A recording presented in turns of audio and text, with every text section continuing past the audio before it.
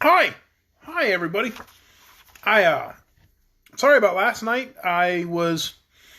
Today is my daughter's 9th birthday, my middle child, and we were kind of celebrating last night. We had a little camp out in the living room, and we were all playing this game called Among Us, like as a family. This is a birthday girl here. Actually, come on, internet. All of the internet's gonna sing together. Oh, there's my son's arm. Okay, but we're trying to see the birthday girl so we can sing to her. The whole internet's going to sing to her at once. Are you ready, internet? 1, 2, 3. Happy birthday to you. Happy birthday to you. Happy birthday, middle munchkin. Happy birthday to you. Aww. Oh, she loves me. But we were playing this game called Among Us last night. And we started playing like a family game that like the 5 of us were all on there, and one of my daughter's friends from like youth group were on there.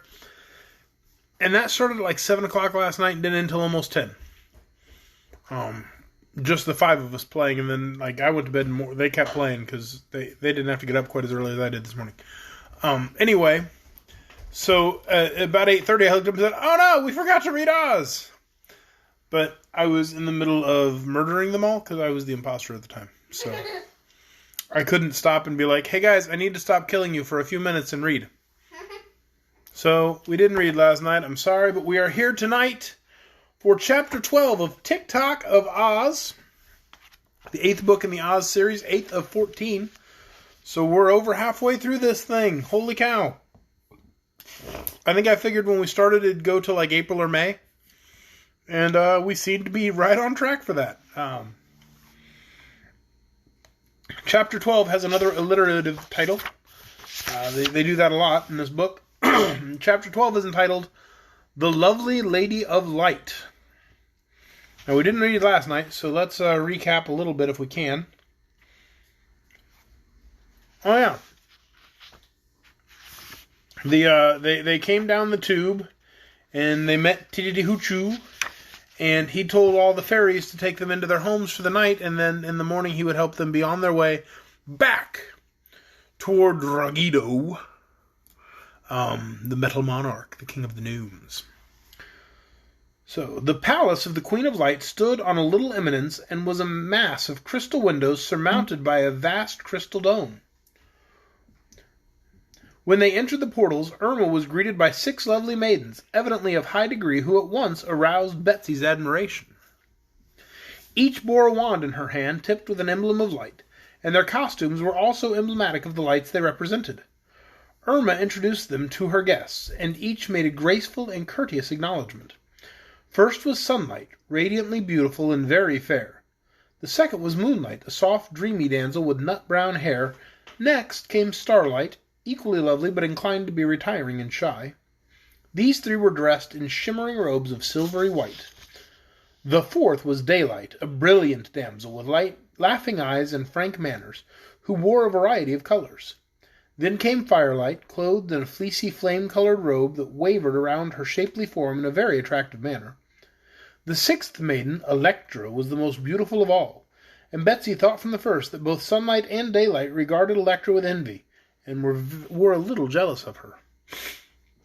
But all were cordial in their greetings to the strangers, and seemed to regard the Queen of Light with much affection, for they fluttered around her in a flashing, radiant group as she led the way to her regal drawing-room. This apartment was richly and cosily furnished, the upholstery being of many tints, and both Betsy and Polychrome enjoyed resting themselves upon the downy divans after their strenuous adventures of the day. The Queen sat down to chat with her guests, who noticed that Daylight was the only maiden now seated beside Irma. The others had retired to another part of the room, where they sat modestly, with entwined arms, and did not intrude themselves at all. The Queen told the strangers all about this beautiful land, which is one of the chief residences of fairies, who minister to the needs of mankind. So many important fairies lived there that, to avoid rivalry, they had elected as their ruler the only important personage in the country who had no duties to mankind to perform, and was, in fact, a private citizen.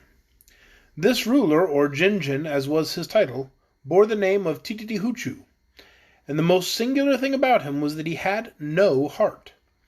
But instead of this he possessed a high degree of reason and justice, and while he showed no mercy in his judgments, he never punished unjustly or without reason. To wrongdoers Tititi-Hoochoo was as terrible as he was heartless. But those who were innocent of evil had nothing to fear from him.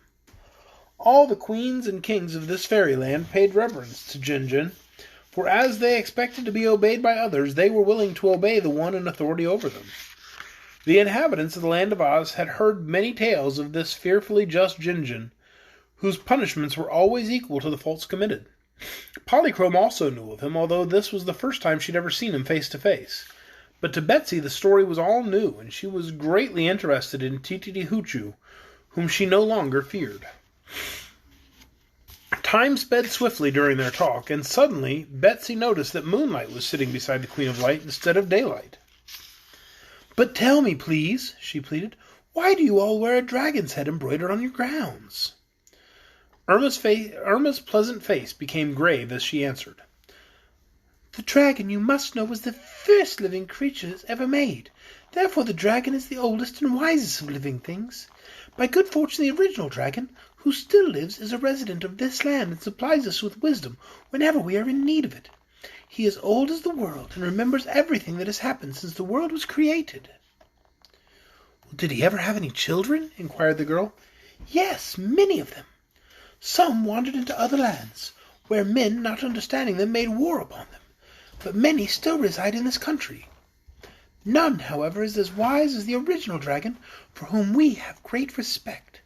As he was the first resident here, we wear the emblem of the dragon's head to show that we are the favored people who alone have the right to inhabit this fairyland, which in beauty almost equals the fairyland of Oz, and in power quite surpasses it." "I understand about the dragon now," said Polychrome, nodding her lovely head. Betsy did not quite understand, but she was at present interested in observing the changing lights. As Daylight had given way to Moonlight, so now Starlight sat at the right hand of Irma the Queen, and with her coming a spirit of peace and content seemed to fill the room. Polychrome, being herself a fairy, had many questions to ask about the various kings and queens who lived in this far-away secluded place. And before Irma had finished answering them, a rosy glow filled the room, and Firelight took her place beside the Queen. Betsy liked Firelight, but to gaze upon her warm and glowing features made the little girl sleepy. And presently she began to nod. Thereupon Irma rose and took Betsy's hand gently in her own. "Come," said she, "the feast time has arrived, and the feast is spread." "That's nice," exclaimed the small mortal. "Now that I think of it, I'm awful hungry, but perhaps I can't eat your fairy food."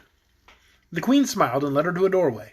As she pushed aside a heavy drapery, a flood of silvery light greeted them, and Betsy saw before her a splendid banquet hall, with a table spread with snowy linen and crystal and silver.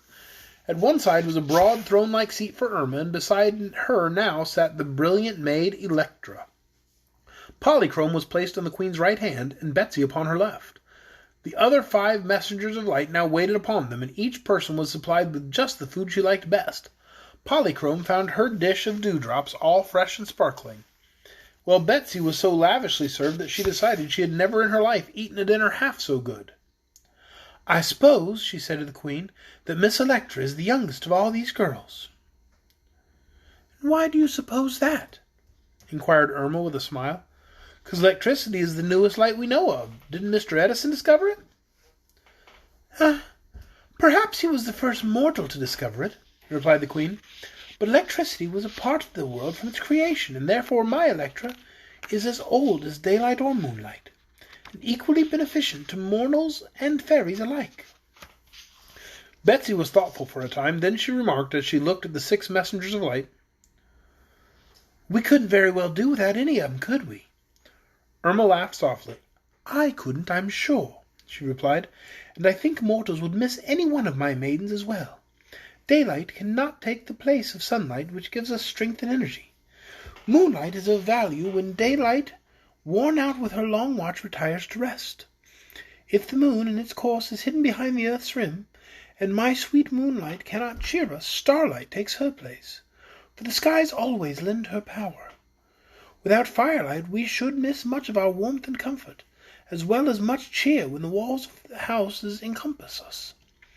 But always, when other lights forsake us, our glorious Electra is ready to flood us with bright rays. As Queen of Light, I love all my maidens, for I know them to be faithful and true." "Well, I love 'em too," declared Betsy, "but sometimes when I'm real sleepy, I can get along without any light at all." "Are you sleepy now?" inquired Irma, for the feast had ended. What was that?